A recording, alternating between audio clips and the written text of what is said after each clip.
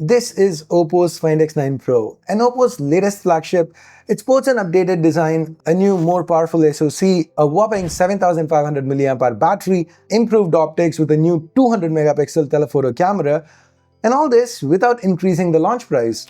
So it's actually quite an interesting phone, and today let's unbox it and take a close look at what OPPO is actually offering here. If this is your first time here, or in case you just can't remember, my name's Ash, you're watching C4E Tech, and let's get started.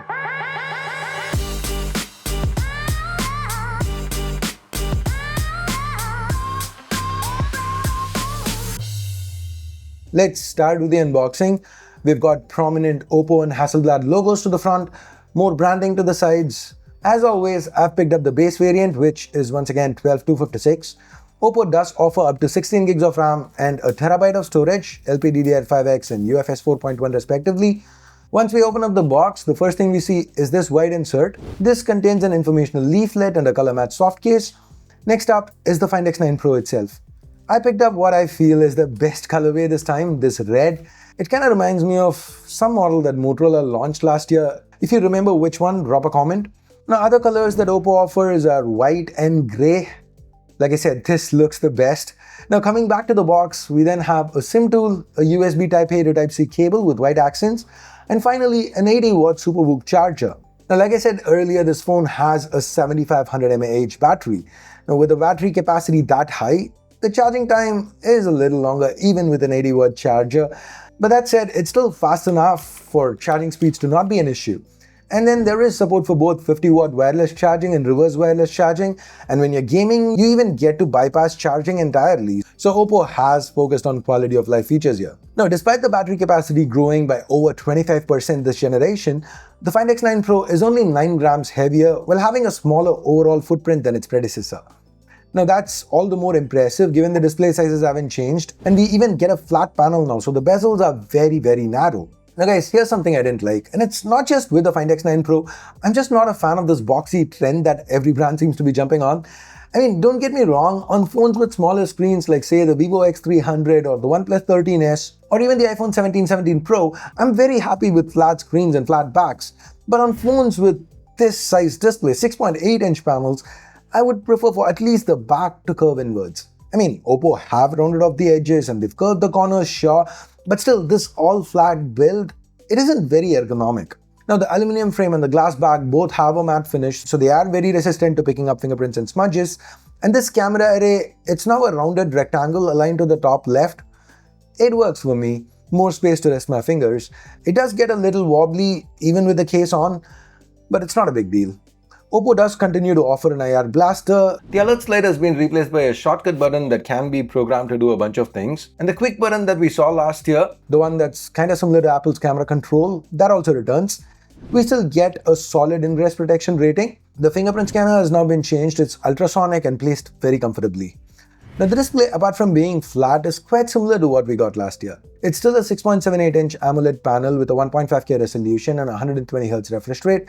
Add stereo speakers to that, and this is a very good setup for media consumption. By the way, there is LTPO support, so that 120Hz refresh can be varied as needed. With brightness, this panel can output over 1900 nits in auto mode, so plenty bright for outdoor use. And indoors, when under low light, it can drop to as low as 1 nit. And there's also 2160Hz high-frequency PWM dimming in case you're sensitive to that OLED flicker. Now under the hood, the Find X9 Pro is powered by MediaTek's flagship SoC, the Dimensity 9500, and this brings with it about a 20% boost in performance from last year. Well, the benchmark scores are very impressive.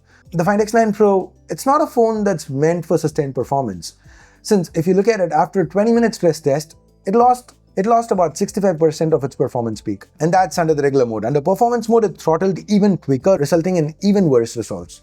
At least it did not get too hot, with temps staying under the 45-degree mark even after being stressed. Now all this said, it still has enough power to run most games. Just don't consider picking this phone up if long, intense gaming sessions or something like Windows emulation is high on your list of priorities.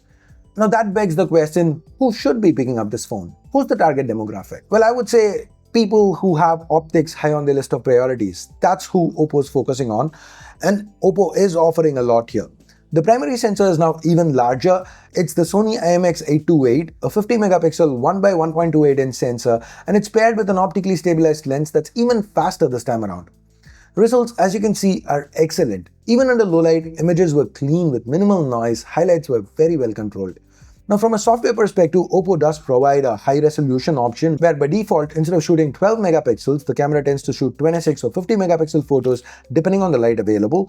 Now this results in even more detail if needed. Do note that file sizes can go up to 20 MB when you have this on. Now the ultra-wide, it's the familiar 50 megapixel Samsung JN5, not much has changed with this. But the telephoto, we only get one this year, but it's the much larger Samsung HP5. 1 by 1.56 inches, 200 megapixels, and it's paired with an optically stabilized f2.1 lens, 70mm equivalent. This is an excellent upgrade. The telephoto shots came out great. Even when you zoom in to say 6x or higher, the results were very good. Despite losing one sensor, I don't feel like this is a compromise from last year, but rather an upgrade. Now there is a 200 megapixel mode, which especially is great for portrait shots. Just look at the detail on his face here. And when you do shoot 200 megapixels, there's this nice animation. I like the attention to detail OPPO has shown. Keep in mind that you only need to hold the phone still for a couple of seconds, not till the entire animation is done. By the way, these 200 megapixel pictures, they are huge, can go up to 50 MB. Moving on, the Find X9 Pro supports shooting 10-bit log at up to 4K 120 FPS via both the telephoto as well as the primary, and the footage was excellent. Selfie video maxes out at 4K 60 and the selfies themselves were fine, nothing to complain about. The expand mode, thanks to Hasselblad, also returns, and we now get 5 different styles to choose from. It's not just that, even when in the regular photo mode or master mode, you can choose the expand aspect ratio, meaning you get to use all those filters available there. With motion photos, OPPO offers 4K resolution, so the moving part of the image, it's all recorded in 4K, unlike on other brands and Apple, where it's full HD.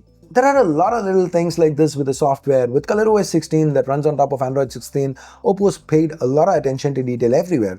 The software experience here is pretty fluid, so no complaints. By the way, OPPO does promise 5 years of major Android updates for this phone. It is not 7, but in my humble opinion, I'd still say it's good. Now, like I said at the start of this video, the launch price for this phone has not changed from last year. The Find X9 Pro still starts at 5299 RMB, converted prices should be on screen. That said, check out what price the Find X8 Pro launched at in your market last year, and most probably the Find X9 Pro will also launch at the same price. Makes sense, right? By the way, almost forgot, like Vivo, OPPO also sells an optional photography kit for the Find X9 Pro. Personally, I really liked how OPPO's gone with a MagSafe-like solution for the handle. So if you have a little extra cash and want to up your telephoto game, well, OPPO does give you an option. So overall, I feel like the Find X9 Pro, OPPO's done a very good job with it. If you're into cameras, don't really care about things like emulation or playing intensive games for a long time, the Find X9 Pro could be a great choice. But that's just my opinion. What do you think about this phone? Let me know your thoughts in the comments below, and thanks for watching. Ash out.